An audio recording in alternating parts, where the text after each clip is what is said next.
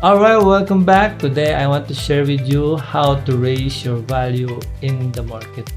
Hirap ka na ba makahanap ng trabaho o ng client? Hindi ka pa ba nakakasigurado sa future mo? Like mo ba ng mas malaking sahod o income?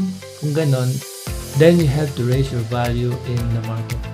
I want you to reflect on these questions. No, meron tayong 3 questions dito na madadagdagan pa ng maraming tanong. So, simulan natin sa una. May natutunan ka na ba na bagong skills? Kung meron, ano-ano ba yon? Ang tanong pa nakasunod, natutunan mo nga ba talaga yung mga skills na yan? Marunong ka ba talaga? Because we cannot expect more job opportunities and business opportunities kung wala naman talaga tayong skills.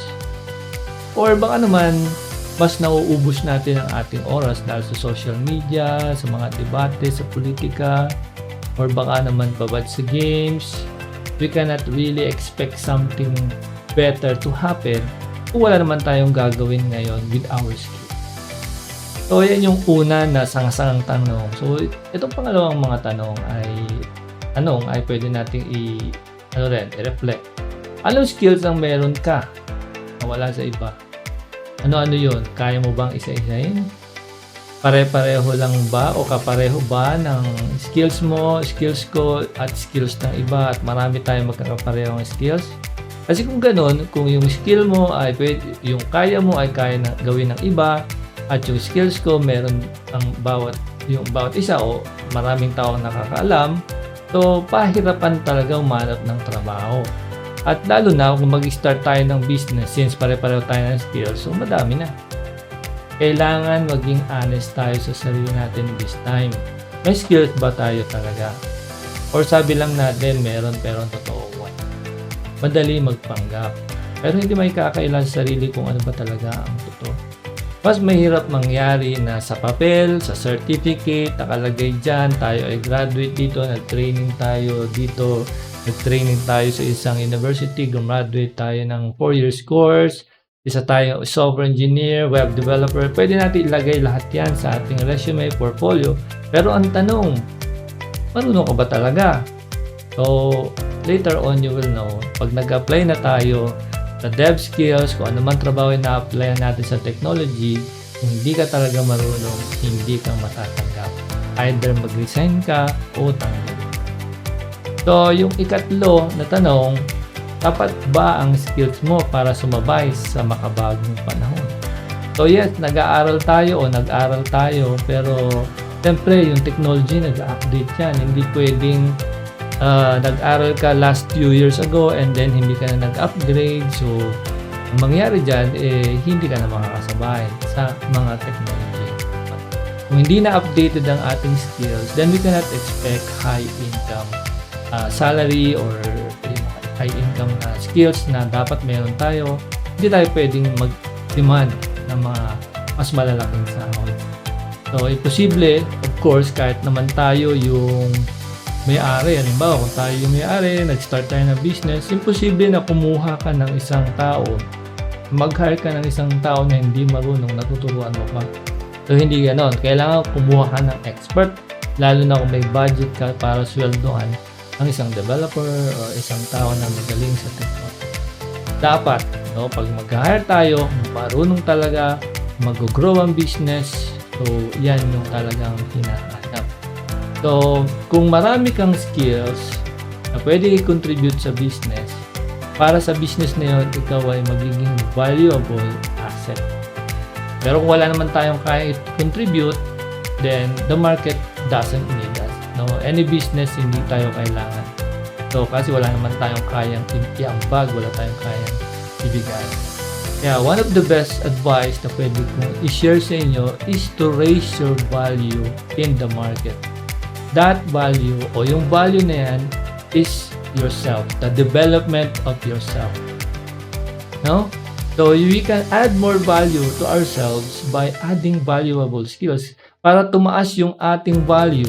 Yes, of course, we have values, We value ourselves, people value us as a person, but you can upgrade and level up into another, sabihin natin na mas mataas na value by learning skills, by adding skills like coding, programming. Hindi yan basta-basta na skills, no?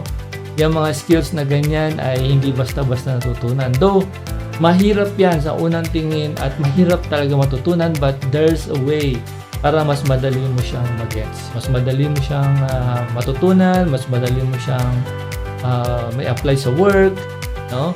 Hindi lang yon, you will become a valuable asset para sa mga business. So dito sa Learn Technology Today, we help people, no, to start from zero in regards to technology. Wala pa tayong alam, nandito tayo para i-guide, no, from zero to advance at para matutunan natin itong mga high valuable skills o yung mga tinatawag nating exceptional skills ng developer, ng coding, ng programming, bilang sabihin natin computer, sabihin natin software engineer, software developer. So napakaraming ganyan ang kailangan ngayon sa technology. Yes, nandyan si AI pero hindi siya kompleto. Kailangan may somebody who knows how to handle the programs, how to handle the automation, how to handle the code itself. Okay? When we talk about code, kakaunti lang ang taong marunong dyan. Totoong marunong. Maraming nagsasabing programmer, maraming nagsasabing software developer, software engineer, pero iharap mo sa computer, o kaya pag nag-apply, tapos iniharap sa computer, sa database, o sabihin natin sa anumang code base yan, no? Pa-programming mo, marami bumabagsak dyan dahil hindi talaga marunong, gumamit lang ng AI, programmer na, at yun ay software engineer na daw, no? So I remember nung ako ay naghanap ng office, no, sa isang lugar dito sa Los Baños. At yung office na yun ay siyempre bakante, naghanap ako, and then tinanong ako nung nagpapaupa, sabi niya, ano po ba work niyo? Tinanong niya sa akin. Sabi ko, isa po akong web developer. Okay, so dine-develop ko pa itong website ng Learn Technology Today at saka yung website ng mga clients ko nung mga panahon yun.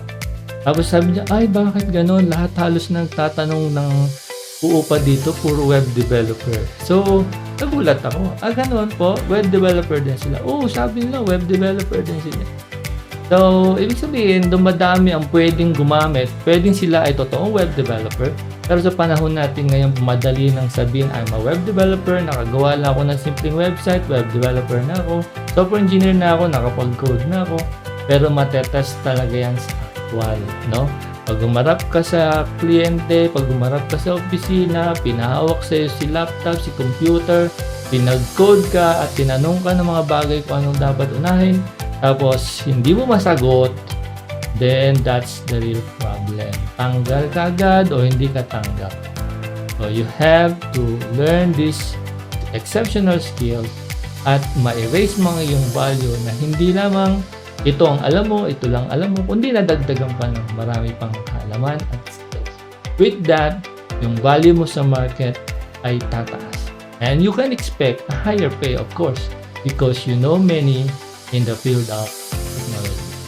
So tara na, let's raise our value in the market by learning technology today. So meron tayo diyang free courses dito sa Learn Technology Today. You can try it out. Tingnan mo kung kaya mo nga ba matutunan ang exceptional skill. Taga lang at hinay, unti-unti at practice, matututunan mo rin. Alright, so yun lang for this time at magkita tayo sa susunod natin sharing. Bye po!